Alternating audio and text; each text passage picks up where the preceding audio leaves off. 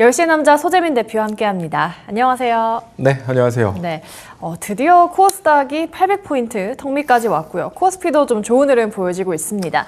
좀 이제는 의미 있는 상승이다라고 봐도 괜찮을까요? 그렇죠. 이제는 진짜 5월부터 맨날 여러분들한테 아무것도 하지 마세요. 의미 진짜. 없다. 뭐 해봐야 의미가 없고 확실하게 시점이 중요하다라고 했는데 중요하게 제가 뽑아드린 포인트 지점들 있잖아요. 그냥 말로만 뭐 시장이 올라가고 막 해야 됩니다. 삼성전자가 힘을 내야 됩니다. 뭐 이런 거 말고 제가 좀 명확하게 시장 지수뿐만 아니라 시장 지표들 그리고 미증시도 맞아요. 기준점들을 몇 개 잡아드렸잖아요. 여기를 넘어가면 그때부터는 우리가 좀 기대를 해봐도 된다라고 말했던 거. 자, 그러면. 자, 나스닥. 질문 타임인가요? 네, 나스닥 같은 경우도 사실 네. 하락 추세를 만들고 있었다라고 맞아요. 했잖아요. 그럼 나스닥 같은 경우가 하락 추세를 벗어나기 위해서는 어디를 넘어가야 된다? 어제 말씀해 주신 게 한 26,000? 그렇죠. 26,000포인트, 26,100포인트. 자, 여기라고 말씀드렸고 어제 실제로 나스닥 같은 경우는 딱 그 자리 위로 올라갔어요. 그러니까 아마 이제 어제 아마 삼성전자 하이닉스 빠지는 거 보면서 많은 분들이 그런 생각을 했을 거예요. 코스닥은 좋은데 왜 삼성닉스만 이렇게 약했지? 라는 거를 생각을 해보면 어제 삼성닉스가 강하지 못했던 배경에는 이게 있었거든요. 나스닥 같은 경우가 하락 추세선 상단 부근에 있었어요. 그러니까 어제가 나스닥의 변곡점이어서 내일 나스닥이 되게 중요하겠네요. 뭐 이런 말씀 어제 했던 것처럼. 엔비디아도 좋았고요. 그렇죠. 그러니까 이제 이게 나스닥 같은 경우가 어제 상승하지 못하고 꺾이면 그대로 하락 추세 유지였거든요. 그렇기 때문에 삼성전자 하이닉스 같은 경우도 나스닥이 눈치를 봤기 때문에 아무래도 매수세가 들어가지 않았던 부분도 있죠. 자, 그리고 나스닥이 26,000포인트, 26,100포인트 올라가는 거 중요하다라고 했고 또 이제 미증시에서 좀 상징적인 기업 AI 이슈를 만들어주기 위해서는 어떤 기업이 올라가야 된다? 엔비디아? 그렇죠. 엔비디아 210불. 자, 어제 엔비디아 210불 위로 올라섰습니다. 216불까지 지금 뭐 애프터마켓에서 올라가고 있는데 드디어. 근데 이제 저항을 뚫은 건 맞죠. 근데 저항을 돌파에는 성공했지만 안착해야죠. 이제 우리가 중요한 건 순간적으로 평 찍고 오는 걸 수도 있기 때문에 아직까지는 이제 뭐 경계는 해야 돼요. 근데 예전에는 아무 의미 없다 이거였다면 지금은 이제는 지켜만 줘라고 이제 볼 수 있는 거거든요. 사실 어제 미증시 왜 올랐을까요? 보면은 뭐 국제유가 뭐 떨어져서 74불 근처까지 갔잖아요. 그렇죠. 국제유가도 제가 74불 아래로 내려가는 거 중요하다 했죠. 딱 75불이죠. 그렇죠. 75불이죠. 딱 코앞까지 왔기 때문에 아직까지는 국제유가가 됐다라는 말할 단계는 아니에요. 자, 그러면 어제 국제유가가 폭락했던 이유를 생각해 보면은 재무부 장관은 앞으로 1, 2일 안에 호르무즈해협 개방해가지고 이제 뭐 합의가 될 것 같다 이랬고 국무장관은 아닌데? 라고 했단 말이에요. 그러니까 서로 약간의 의견이 다르지만 왠지 지정학적 리스크가 해소되지 않을까라는 약간 명확하지 않은 기대감으로 올라간 게 사실 어제 미증시에서 나스닥도 하락 추세선 상단 돌파한 거 매우 좋고 엔비디아도 하락 추세 벗어난 거 매우 좋은데 문제는 얘를 뭘로 돌파를 했나라고 봤더니 약간 애매모호한 이슈인 거라는 거. 사실 이번 주에 미증시에서 좀 관건은 뭐냐면 결국에는 이번 주 금요일 날 발표되는 고용지표일 가능성이 높아요. 그러니까 어제 미증시가 이렇게 상승했을 때 이유는 약간 꼬리에 꼬리를 무는 그러니까 국제유가가 떨어졌네. 그래, 국제유가 떨어지면은 소비자 물가지수 인플레이션 지표 지난 6월 달에 낮게 나온 게 국제유가가 폭락했을 때 낮게 나온 거 보니까 유가가 떨어지면 인플레이션 잡히겠다. 인플레이션 잡히면은 통화 정책에 대한 기대감이 생길 수 있을 거고, 그러면 자연스럽게 그런 기대감으로 국채금리까지 자연스럽게 떨어진 거였거든요. 그러니까 이제 통화 정책에 대한 기대감으로 국제유가 하락이 연결되면서 어제 미증시가 상승을 했던 거예요. 이제 적어도 금리 인상은 안 하겠지. 그리고 이대로 유가가 낮아지면 이제 앞으로 금리 인하 얘기도 나올 수 있지 않을까라는 기대감이 어제 미증시의 상승 동력이었는데, 그럼 국제유가가 떨어진 이유가 근데 문제는 단순한 기대감이었다는 거죠. 그러니까 만약에 하루 이틀 안에 호르무즈 해협 개방될 것 같아요 라는 기대감으로 올라갔는데 그럼 하루 이틀이면 언제죠? 금요일이네요. 그때까지 호르무즈 해협 개방 안 되고 하면은 시장은 어떻게 생각할까요? 또 다시 내려갈까요? 저거 또 거짓말이었네 하면서 다시 한 번 더 반등 언제든지 나올 수 있는 부분이거든요. 그렇기 때문에 어제 유가가 하락한 게 명확한 근거로 하락한 게 아니기 때문에 반등 나올 수 있다는 거고 또 중요한 지표는 또 금요일 날 고용 지표. 만약에 고용이 탄탄해 버려요. 그럼 이제 어떤 식으로 흘러갈까요? 고용이 탄탄해? 그러면 굳이 뭐 금리 인하 안 해도 되겠다. 게다가 지금 유가도 불안정해? 그러면은 금리 인상 카드 만지작거려 볼까? 이런 느낌으로 갈 수 있거든요. 그래서 만약에 어제 이제 기분 좋게 상승이 나온 건 맞지만 만약에 이번 주 주말까지 해서 호르무즈 해협에 대한 추가적인 코멘트나 이슈가 나오지 않았을 때 국제유가는 올라가겠죠. 근데 국제유가가 올라가는데 금요일 날 나온 고용지표까지 탄탄해버려. 그러면은 그때부터는 또다시 금리 인상에 대한 우려 카드가 나오면서 다음 주에 시장 무너질 수도 있는 거거든요. 그래서 중요한 건 이번 주 금요일 날 저녁, 금요일 날 마무리되는 미증시의 종가가 상당히 중요하다라고 보시면 될 것 같아요. 그러니까 어제 올라간 건 기대감인 거고 확실하게 확인하기 위해서 이번 주 금요일이 필요한데 올라가는데 어제 추세를 변경하는 상승이 나왔다라고 하더라도 금요일 날 이 자리 못 지키면 뭐 의미가 없어지는 거죠. 네. 그냥 순간적인 돌파구나 정도인데 그래도 의미가 있는 건 네. 순간적인 돌파라도 돌파를 하긴 한 번이라도 했다는 게 중요한 네. 거거든요. 한 번 뚫기가 힘들지 지금 이거 3개월 만에 겨우 뚫은 자리란 말이에요. 네. 이거 한 번 뚫기가 힘들지 한 번 뚫으면 다음번부터 다음 주에 나오는 또 소비자 물가 생산자 물가 지수나 이런 것들 유가가 반등했던 7월 달에 소비자 물가 생산자 물가 지수가 상대적으로 잘 나온다라고 하면 네. 더 이제 시장의 기대감은 커질 수 있기 때문에 일단은 돌파했다라는 것 자체가 의미가 있는 거고 중요한 건 이제부터는 어디 위로 올라가야 된다. 어디까지 간다. 어디까지 가야 된다. 이게 아니라 이번 주의 목표는 이번 주 금요일까지 나스닥이 한 26,000포인트만 지켜주세요. 엔비디아 210불만 지켜주세요. 요거 두 가지만 여러분들이 좀 미증시에서 집중적으로 보시면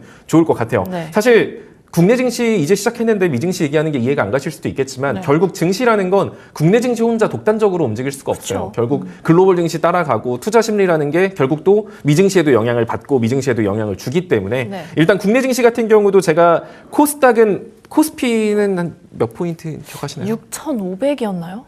6,800인가요? 맞아요. 6,800이요.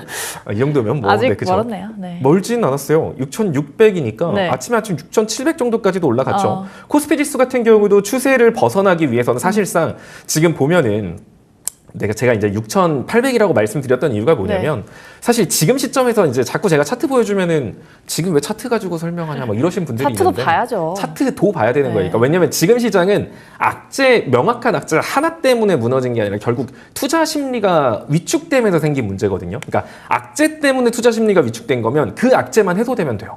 근데 지금 악재는 없어요. 악재는 없고 문제가 뭐냐면 돈의 흐름이 꼬였다라는 게 문제면서 돈의 흐름이 꼬이면서 투심이 위축됐는데 그럼 돈의 흐름이 풀려야 이게 원래대로 될 거 아니에요. 네. 근데 문제는 돈의 흐름을 풀리기 위해서는 투자 심리가 개선이 돼야 돼요. 그럼 투자 심리가 개선될 수 있는 건 뭐 시장 지표라든가 시장 이슈도 존재를 하지만 차트적으로 중요 저항을 돌파했을 때 투자 심리가 개선될 수 있는 것도 있는 거거든요. 네. 그렇기 때문에 이슈 한 가지 두 가지만 그것만 보려고 하지 말고 전반적으로 봤을 때 차트 또한 투자 심리를 개선할 수 있는 요소니까 차트도 본다라는 거 좀 생각하시면 좋을 것 같아요. 네. 자, 그러면 지금 코스피 같은 경우는 지금 보시면 사실 여기 60분봉에서 61선 여기서 매번 밀렸어요. 여기서 보면 맨날 이렇게 맞고 밀리고 했거든요. 네. 근데 이제 여기 돌파해서 이제 이 초록색 선을 첫 도전하는 건데 사실 이 위로 올라가서 한 6,700선도만 된다라고 하더라도 네. 하락 추세선 상단은 돌파했다라고 볼 수 있어요. 그래서 이제 뭐 하락 추세를 벗어나고 있긴 하지만 하필 또 이제 그 자리에 일봉상 121선이 존재하기 때문에 사실 코스피에서 가장 중요한 지지선 중 하나는 121선입니다. 네. 뭐 241선은 투매가 나왔을 때 한 번씩 만나는 선이고 보통은 121선이 강력한 지지 라인이 되는데 지금 그 자리를 깨지면서 문제가 발생을 했던 거라서 네. 일단은 코스피가 안정을 찾기 위해서는 이 정도 위로는 올라가 줘야 돼요. 그럼 그 자리가 6,800선이기 때문에 제가 코스피는 6,800 말한 거였고 코스닥은 얼마였는지 기억하시나요? 780. 네, 맞아요. 힌트 다 주셨네요. 아, 네. 780. 네. 코스닥 같은 경우는 제가 이제 여러분들한테 60분 봉에서 121선 요거를 말씀드렸어요. 이게 네. 보면은 코스닥 지수가 무너지기 시작하고 나서부터 이 초록색 선을 돌파를 못하고 계속 빠졌거든요. 이게 거의 한 1100포인트부터 무너지면서 매번 저항 자리를 했던 게 사실 이 초록색 선이에요. 그 자리가 얼마냐면 대략적으로 한 760포인트입니다. 이제 그럼에도 불구하고 제가 780포인트 뭐 이렇게 말씀을 드렸던 건 좀 여유 있게 말한 거고 사실상 이렇게 코스닥 차트로만 본다라고 하면 일단은 코스닥 같은 경우는 추세를 바꾸고 있는 건 맞아요. 그쵸. 근데 이제 중요한 건 결국 금요일 날 만약에 미증시가 유가 다시 올라가고 고용 지표가 나쁘게 나오면서 지금 기대감들이 반대로 바뀌어 버렸을 때가 문제기 때문에 일단은 코스닥 같은 경우는 추세 전환에 얼추 성공한 모양새입니다. 그래서 코스닥 같은 경우는 여기서 이제 추가적으로 상승한다라고 하면 850포인트 정도까지는 별 어려움 없이 올라갈 가능성 높아요. 그래서 이번 주 금요일 정도까지. 근데 지금은 어디까지 올라갈 수 있을까 보다는 그냥 이번 주는 여러분들이 포커싱을 어디로 맞추면 되냐면 이번 주는 여기만 지키면 된다. 네. 코스닥 같은 경우는 이번 주에 한 760에서 780, 780이 제일 좋죠. 근데 한 780 정도 여기만 만약에 코스닥이 지켜줄 수 있다라고 하면 만약에 더 빠진다 그래도 750선만 이탈 안 하면 돼요. 그러니까 750선만 이번 주 금요일까지 지켜줄 수 있다라고 하면 시장의 분위기는 이제 다음 주부터 좀 많이 바뀔 수 있겠구나. 앞으로는 내가 아무것도 하지 말아야지가 아니라 이제는부터 내가 이날을 위해 지금까지 아무것도 안 해왔다라는 생각으로 이제 본격적으로 시장 참여를 하면 된다라고 보시면 됩니다. 그래서 중요한 건 지금부터는 어디까지 올라갈까가 아니라 지금까지 맨날 그랬잖아요. 바닥이 어딜까? 여기 막 지지선이 어딜까요? 제가 맨날 그럴 때마다 뭐라 그랬죠? 바닥이 어딨어요. 지금은 어디를 탈환하는지가 중요해요라고 했잖아요. 지금은 어디를 탈환했잖아요. 네. 그럼 이제부터는 저항이 아니라 지지 라인만 보면 돼요. 이제부터는 780포인트 지켜주면 금요일까지 780포인트 지켜주면 다음 주부터는 좀 적극적으로 시장 참여하셔도 되고 본격적으로 시장 회복 국면에 들어간다라고 보실 수 있습니다. 근데 이번 주 금요일까지 또 한 780포인트는커녕 한 750포인트도 못 지켰다? 그러면 또 아무것도 안 해야 된다라고 생각하시면 됩니다. 그러니까 이렇게 지켜주겠죠. 그렇죠. 지켜줄 거예요. 그러니까 명확하게 이렇게 기준점을 잡고 여러분들이 행동해야 되는 시장이라는 거 꼭 명심하셨으면 좋겠습니다. 뭐 이제 시장 거의 슬슬 분위기가 바뀌고 있는 것 같아요. 그래서 지금부터는 이제 여러분들이 가지고 있는 종목군들 안에서 새로운 종목을 사는 것도 괜찮지만 가지고 있는 종목 안에서 우선순위를 잘 설정해서 가지고 있는 거 최대한 구간 대응하면서 지금은 여러분들이 3개월 동안 시장 빠졌잖아요. 거의 네. 3개월 동안 박살이 났는데 지겨웠어요. 이거를 대부분 어떤 생각을 하냐면 이거를 1, 2주 안에 회복하려고요. 욕심이 마음이 그득그득한 급하죠. 거죠. 네. 마음이 급한 건 알겠는데 그런 생각으로 자극적으로 빠르게 지름길 찾으려고 하면 더 위험한 거거든요. 3개월 동안 시장이 아팠으면 여러분들은 3개월 안에 그 시장을 회복만 시켜도 여러분들 잘하는 거예요. 그쵸. 그러니까 조급함을 가질 필요 없이 지금은 막 수익을 쌓겠다라는 생각보다 꼬여있는 계좌를 천천히 단계적으로 풀어간다라는 생각으로 시장을 보시는 게 더 중요하니까 지금은 어떤 새로운 종목을 사볼까라는 생각보다는 내가 가지고 있는 종목군들을 어떤 식으로 구간 대응하고 하면은 조금 더 내 계좌가 빠르게 회복될 수 있을까 이런 것들에 대한 고민이 좀 필요한 것 같습니다.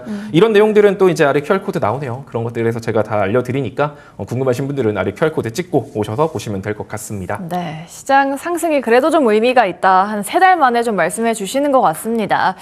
그래도 지금 상승 돌파하긴 했지만 안착하는 데까지는 좀 시간이 걸리기 때문에 이번 주 금요일까지 한번 계속해서 관찰을 해보도록 하겠습니다.